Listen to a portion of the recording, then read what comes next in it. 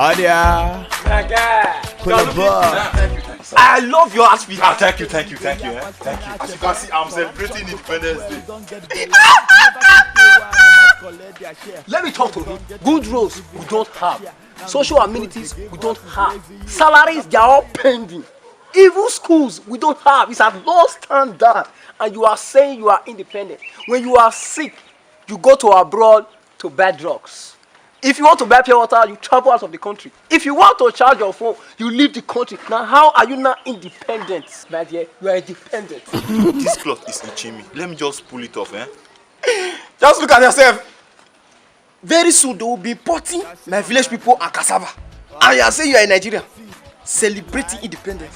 You are a big fool, a big one. Election don't they reach, make you shine your eyes. You can't fit in their shoe, they don't define your size. Like who get kidney problem?